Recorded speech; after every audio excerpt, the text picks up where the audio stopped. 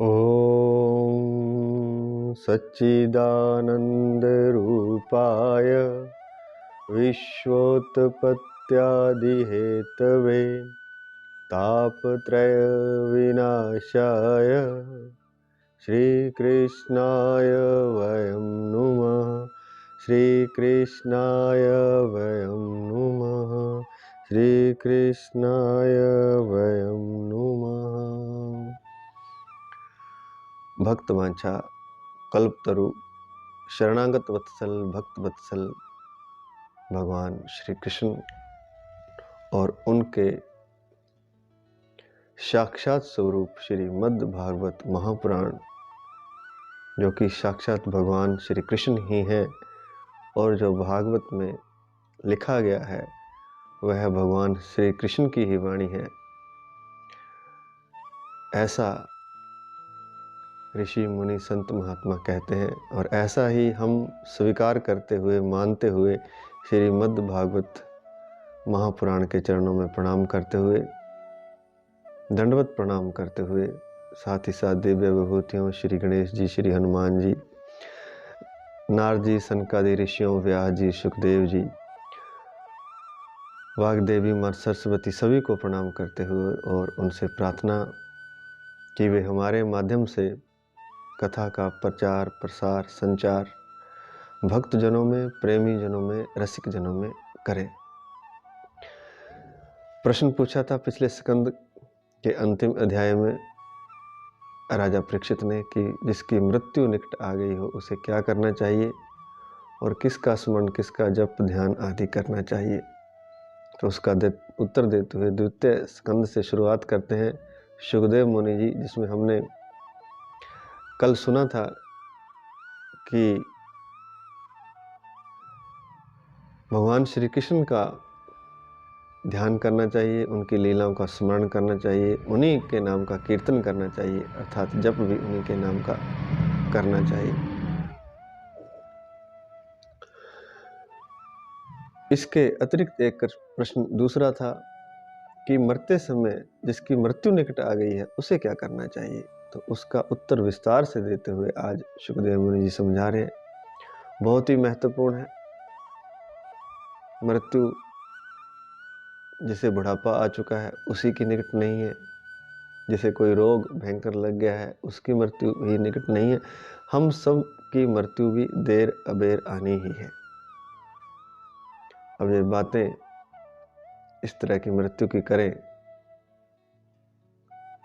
तो लोगों को लगता है कि जीवन की बात करनी चाहिए, लेकिन शाश्वत सत्य जो है वह मृत्यु ही है और मृत्यु से ही वैराग्य उत्पन्न होता है।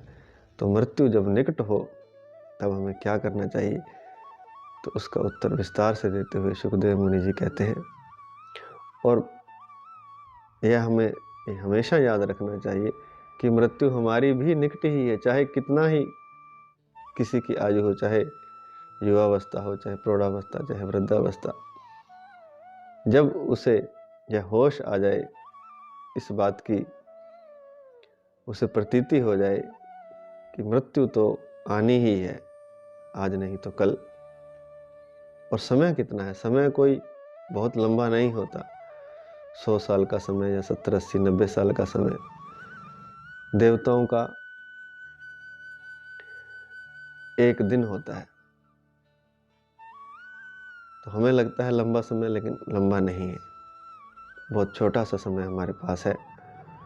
तो उस समय का हमें उपयोग करते हुए मृत्यु को निकट जान करके हमें क्या करना है, यह सुखदेव मुनि जी विस्तार से समझा रहे हैं। मृत्यु का समय निकट आने पर घबराना नहीं चाहिए, धैर्य से, होश से और यह भी कह सकते हैं कि उत्साह से उसका सामना करना चाहिए। मृत्यु को सनातन सत्य समझकर, क्योंकि जो जीव धरती पर जन्म ले चुका है उसकी मृत्यु तो निश्चित ही है, और कुछ हो ना हो, उसके पास धन हो ना हो, शिक्षा हो ना हो, घर बार हो ना हो, कुछ हो ना हो, लेकिन मृत्यु तो निश्चित है। इसलिए मृत्यु निकट जानकर घबराना नहीं चाहिए, धैर्य धारण करना चाहिए और वैराग्य के शस्त्र से, वैराग्य की तलवार से शरीर और उससे संबंध रखने वालों के प्रति ममता को काट डालना चाहिए। शरीर से बड़ा मोह होता है, बड़ी ममता होती है, उसको कैसे काटेंगे? किस शस्त्र से काटा जाएगा? वैराग्य की तलवार से। और वैराग्य क्या है कि यह संसार सपना है, यह सच नहीं है, यह समाप्त होने वाला है, यहाँ सब झूठ है, कुछ भी यहाँ नित्य नहीं है, कुछ भी यहाँ हमेशा रहने वाला नहीं है, चाहे युवावस्था हो, चाहे धन हो, चाहे कुछ भी हो, चाहे प्रेम हो, चाहे मोह हो। वैराग्य की तलवार से जो शरीर के प्रति ममता है, मोह है, उसे त्याग दे। और इस शरीर के प्रति जो संबंध रखते हैं, रिश्ते नाते मित्र दोस्त, जिन जिन से इस शरीर का संबंध है, वह उनके प्रति भी जीव की, मनुष्य की ममता होती है। अपने शरीर से तो होती ही है, लेकिन इस शरीर से जो संबंधित हैं उनसे भी ममता होती है। यह मेरा है, यह मेरा है। उन सब से मोह के बंधन को, ममता के बंधन को तोड़ दे, काट डाले। और काट डालने के लिए शस्त्र दिया है वैराग्य। आगे कहते हैं, धैर्य के साथ घर से निकलकर किसी पवित्र तीर्थ में चला जाए। वहाँ पवित्र तीर्थ में, नदी में स्नान करके किसी एकांत स्थान पर, एकांत और स्वच्छ स्थान पर विधि पूर्वक आसन लगाकर बैठ जाए। अब आसन के बाद ध्यान की विधि यहाँ बता रहे हैं, बड़ी महत्वपूर्ण है। जो लोग ध्यान करना चाहते हैं उनके लिए अत्युत्तम विधि है यह, और इसे समझकर इसे अभ्यास करना चाहिए। इसका अभ्यास घर पर ही कर सकते हैं। जिसकी मृत्यु निकट है वह तो एकांत स्थान में जाकर के सारा मोह त्याग करके करे, लेकिन सबकी ही मृत्यु निकट है तो यहाँ है वहीं शुरू करें। अगर ऐसा नहीं जा सकते किसी एकांत स्थान पर, तो स्नान करके पवित्र आसन पर बैठ जाएं। एकांत स्थान में, चाहे घर का कोई एक कमरा हो, कोना हो, या कहीं एकांत स्थान हो घर में, छत पर या कहीं भी, तो वहां पर विधि पूर्वक आसन लगाकर बैठ जाएं। पतंजलि ने भी साधना की शुरुआत आसन से बताई है। यम, नियम, आसन, प्राणायाम, प्रत्याहार, धारणा, ध्यान और समाधि। तो यम नियम तो हो चुके, तो आसन से शुरू करते हैं। इसकी मृत्यु निकट आ गई है, वह आसन लगाकर एकांत स्थान में स्नान करके बैठ जाए, धैर्य से, धैर्य को धारण करके। और जिसकी मृत्यु से लगता है कि अभी दूर है, वह भी निरंतर इस प्रक्रिया में लग जाए कि मुझे परमात्मा की प्राप्ति करनी है। परमात्मा की प्राप्ति अर्थात सत्य को जानना है।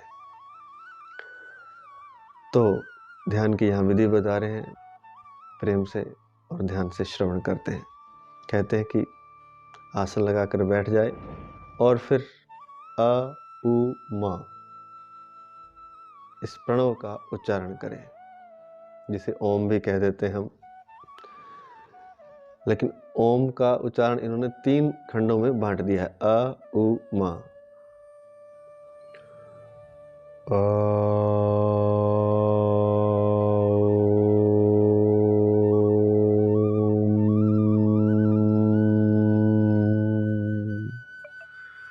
तो अ उ मा, इन तीनों को मिला करके अलग अलग अक्षरों पर जोर देते हुए, लंबा उसको खींचते हुए, इस तरह से प्रणव का उच्चारण करें, अ उ मा सहित। या ओम का भी कर सकते हैं सीधा ही, ओ।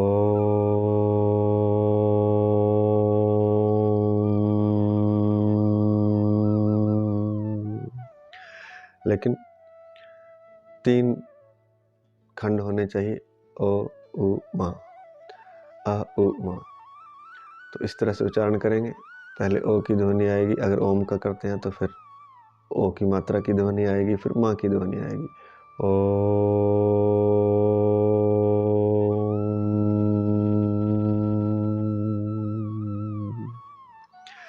इस तरह माँ से समाप्त करेंगे। तो इस पवित्र प्रणव अक्षर का उच्चारण करें। जितनी देर मन शांत नहीं होता, 5 मिनट 10 मिनट पहले इसका उच्चारण करें। या इस मंत्र का मन ही मन जाप कर सकता है। अ उ म, इन तीन का अलग अलग मन ही मन, अ उ म, अ उ म, इस तरह से भी कर सकता है और इसको लयबद्ध भी कर सकता है, लेकिन मन ही मन, बाहर आवाज ना आए।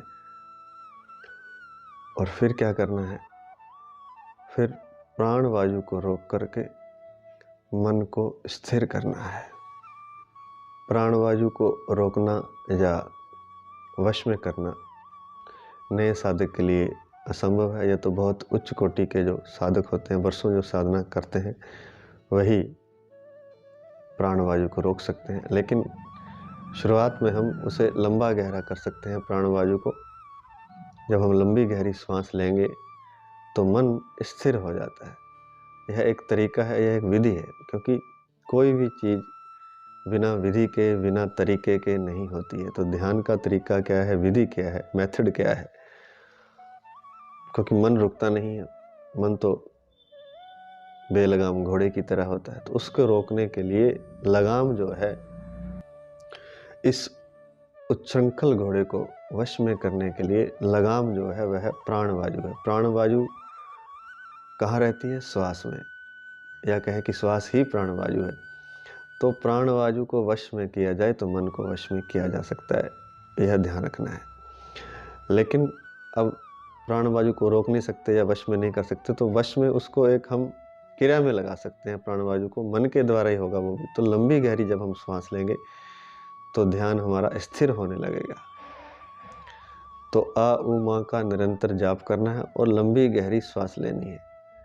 तो उसी के साथ आ उ मा को जोड़ देंगे, श्वास लेते हुए भी, छोड़ते हुए भी। लंबी और गहरी सांस लेंगे, लंबी और गहरी सांस छोड़ेंगे, लेकिन प्रणव को ना भूलें, ओम को ना भूलें, आ उ मा के जाप को ना भूलें। जाप भी चलता रहे और लंबी गहरी सांस भी चलती रहे। देख सकते हैं जैसे कि सांस अंदर जा रही है, लंबी और गहरी, हाथ के इशारे से समझ सकते हैं। और साथ ही साथ मन के द्वारा आ उ मा का जाप करना है, श्वास अंदर जाते हुए।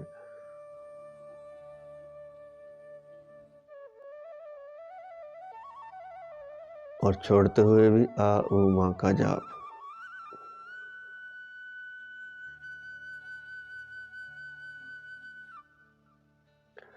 तो इस तरह से इसको और भी लंबा कर सकते हैं। तो जितना लंबा और गहरा होता चला जाएगा, नाभि तक भीतर श्वास जाए, तो उतना ही ध्यान 10 मिनट में ही एकदम स्थिर हो जाएगा मन।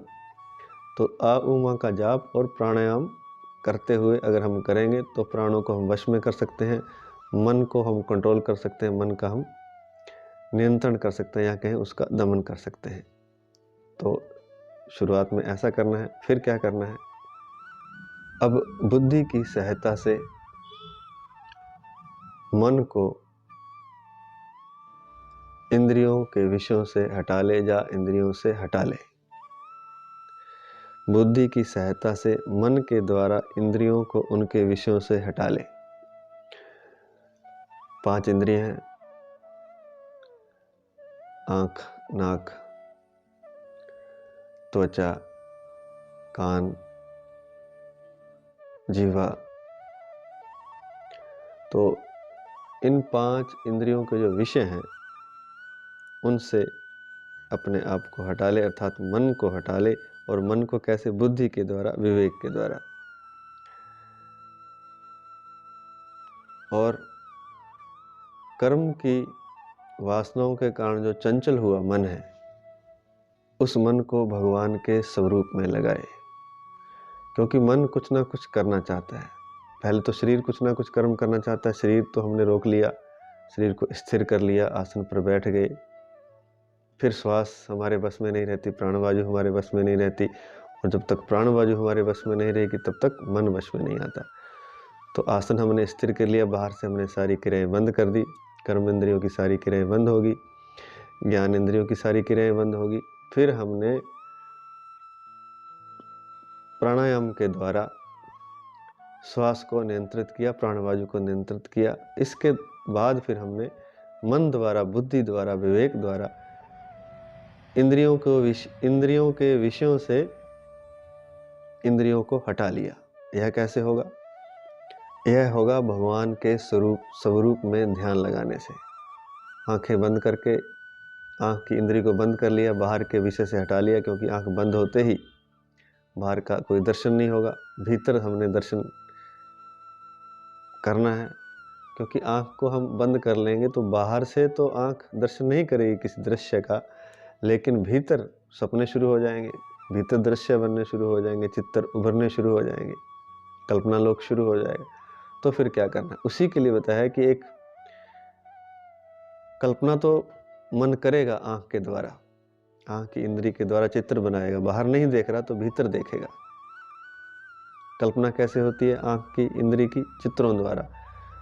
भीतर कार का स्वप्न आएगा, मकान का स्वप्न आएगा, भोग के स्वप्न आएंगे, तो मन तो अपना काम करेगा चित्रों के द्वारा, या कहें आज की भाषा में वीडियो के द्वारा। एक वीडियो भीतर चलना शुरू हो जाता है। लेकिन उस मन को अगर हम स्वयं ही एक कल्पना करके, भगवान के स्वरूप की कल्पना करके, जो हमने बाहर देखी हो, या भीतर अपने मन से भगवान की कल्पना कर सकते हैं कि भगवान ऐसे होंगे, तो अगर उस स्वरूप में हम आंख बंद करके अपना ध्यान लगा दें तो मन की कल्पना बाहर से तो रुक ही गई, भीतर से भी रुक जाएगी। तो यह एक विधि है, बहुत ही महत्वपूर्ण विधि है ये। इसको जैसे करेंगे तो पता चलेगा, अति उत्तम विधि है और शीघ्र फल देने वाली है। तो भगवान के स्वरूप को भीतर देखते हुए बंद आंखों से भगवान के स्वरूप की कल्पना करेंगे, अपना सारा ध्यान उस पर लगा देंगे और इंद्रियों से अपने आप मन हट जाएगा। ध्वनि से भी हटा लेंगे, बाकी इंद्रियों से भी हटा करके मन को भीतर भगवान के स्वरूप में लगा देंगे, तो इंद्रियों के विषय से भी मन हट जाएगा, मन नियंत्रण में भी हो जाएगा और एकाग्र भी हो जाएगा। तो भगवान के स्वरूप में जब ध्यान एकाग्र हो जाए तब क्या करना है? अब भीतर भगवान के स्वरूप को देखना है, लेकिन वहाँ फिर मन चंचल होगा, मन एक जगह टिकेगा नहीं। जैसे कि हमने भगवान का चेहरा देखना शुरू किया मान लीजिए, तो मन चेहरे पर नहीं एकाग्र होगा, तो मन को भी फिर विषय दे देना है। विषय कौन सा? भगवान का स्वरूप दे देना है। और स्वरूप कौन सा? जैसे आंखों पर ध्यान हुआ, भगवान के आंखों पर, नासिका पर, इस तरह से अलग अलग अंगों पर ध्यान करते हुए, गले पर, वक्षस्थल पर, भुजाओं पर, जंघाओं पर, घुटनों पर, पैरों पर, तो इस तरह से ध्यान को अलग अलग अंगों पर केंद्रित करते जाना है। इसमें थोड़ा समय लगेगा, हो सकता है 10-20 मिनट, 30 मिनट, आधा घंटा, लेकिन मन इसमें बिल्कुल स्थिर हो जाएगा। लेकिन करना साथ साथ लंबी गहरी श्वास का भी प्रयोग करते रहना है, और हो सके तो अ उ माँ का जाप भी करते रहना है, लेकिन ध्यान भगवान के चेहरे पर लगा देना है और फिर अलग अलग अंगों पर लगाना है, जैसा कि हमने बताया। ऐसा करते करते थोड़ी देर में ही मन बिल्कुल भगवान के स्वरूप में तल्लीन हो जाएगा। उसे बाहर का बिल्कुल भी भान नहीं रहेगा, होश नहीं रहेगा, भीतर ही मन एकाग्र और स्थिर हो जाएगा भगवान के स्वरूप के ऊपर। ऐसे नहीं हो सकता। कुछ लोग कहते हैं निर्विकार हो जाओ, निर्विचार हो जाओ। अरे भाई, कैसे हो जाओ? मन को कुछ ना कुछ अवलंबन चाहिए, कुछ सहारा चाहिए। बिना सहारे के वह मन खड़ा नहीं हो सकता। तो सहारा देना है भगवान के स्वरूप का। भगवान के स्वरूप पर जब हम ध्यान करेंगे तो अलग अलग अंगों पर ध्यान करते करते ध्यान बिल्कुल केंद्रित हो जाएगा, तल्लीन हो जाएगा भगवान के स्वरूप में। जब मन बिल्कुल तल्लीन हो जाएगा, बिल्कुल लीन हो जाएगा भगवान के स्वरूप में, तब किसी विषय का, इंद्रियों के किसी विषय का ध्यान नहीं आएगा और तब परम आनंद की प्राप्ति होगी। यही परम पद है, यही विष्णु पद है। इसकी कसौटी क्या है कि ध्यान अगर पूरा तल्लीन हो जाएगा तो बाहर के किसी विषय का ज्ञान नहीं रहेगा, शरीर संसार का बिल्कुल होश नहीं रहेगा, इंद्रियों के विषयों का बिल्कुल होश नहीं रहेगा, लेकिन भीतर मन बिल्कुल एकाग्र हो जाएगा, स्थिर हो जाएगा, स्थित प्रज्ञ हो जाएगा। भगवान के स्वरूप को देखते देखते, भगवान के अंगों पर ध्यान करते करते, तब परमानंद की अनुभूति होगी, अत्यधिक आनंद भीतर पैदा होगा। तब समझे कि सही ध्यान लग रहा है, मन लीन हो रहा है, जब आनंद की अनुभूति हो। और यही है परम पद यही है विष्णु पद। यही भगवान विष्णु का परम पद है, जिसे प्राप्त करके मन भगवत प्रेम रूप आनंद से भर जाता है। अब आनंद कैसे होगा? प्रेम पैदा होगा, साथ में आनंद भी होगा और प्रेम भी होगा। प्रेमा आनंद अनुभूति भीतर होगी। तो आनंद, प्रेम से ही आनंद आता है। तो भीतर प्रेम उत्पन्न होगा। भगवान के स्वरूप पर ध्यान करते करते भगवत प्रेम से मन उल्लसित हो जाएगा, भर जाएगा। तो यही है परम पद। यह बात करने में शायद ऐसा लगता है कि क्या है, लेकिन जैसे हम करते हैं तो एक दिन भी कोई करेगा तो उसको इस आनंद की अनुभूति की थोड़ी झलक, कुछ ना कुछ झलक उसे अवश्य मिलेगी। इसे करके देखें। और यदि भगवान के स्वरूप का ध्यान करते करते किसी का मन पूरी तरह लीन ना हो, तल्लीन ना हो, अगर रजोगुण से विक्षिप्त या तमोगुण से मूढ़ हो जाए, तो उसे घबराना नहीं है, उसे लगातार प्रयास करना है। और ऐसा करते करते उसका मन तल्लीन होने लगेगा। और इसको कैसे करना है? धारणा के द्वारा। धारणा क्या होती है? हम एक कल्पना कर लेते हैं मन के द्वारा भगवान की मूर्ति की, भगवान के स्वरूप की। भीतर अपने बंद आंखों से हम देखते हैं भगवान के स्वरूप को। चाहे तो इसे आज्ञा चक्र पर देखें, चाहे तो इसे हृदय चक्र पर देखें, यहाँ पर देखें या फिर आज्ञा चक्र पर बंद आंखों से।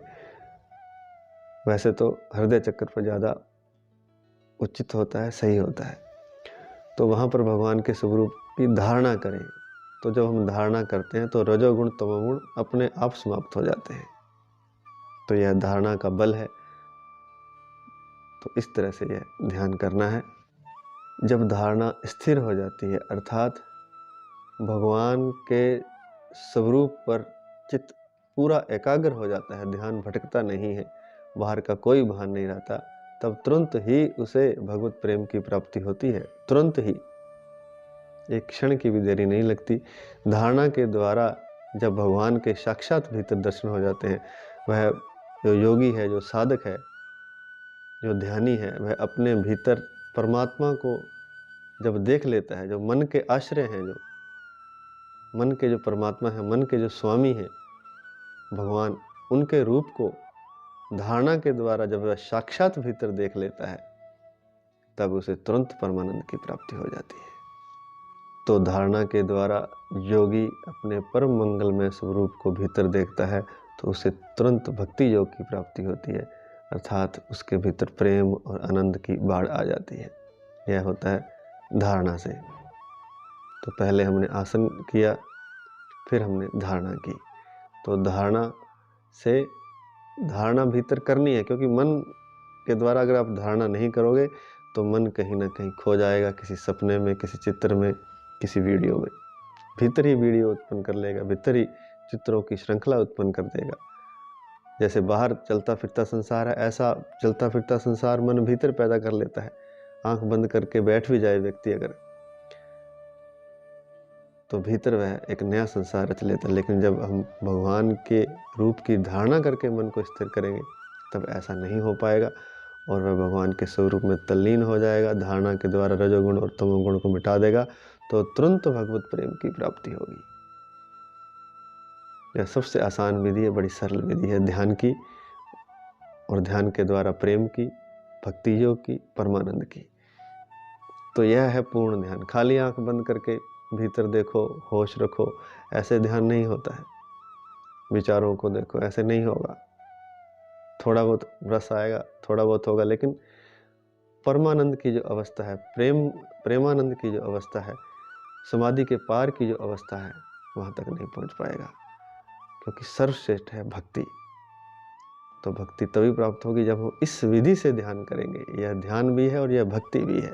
यह है पूर्ण ध्यान। जब हमने शुरू में द्वितीय स्कंद में कहा था कि कुछ लोगों ने अधूरा ध्यान बता दिया आजकल के सद्गुरुओं ने, लेकिन पूर्ण ध्यान भागवत में बताया गया। वह पूर्ण ध्यान यह है पूर्ण ध्यान। आपको कोई नहीं बताएगा। इसका एक अलग से भी वीडियो बनाएंगे जिसमें सिर्फ इस ध्यान के बारे में बताया जाएगा।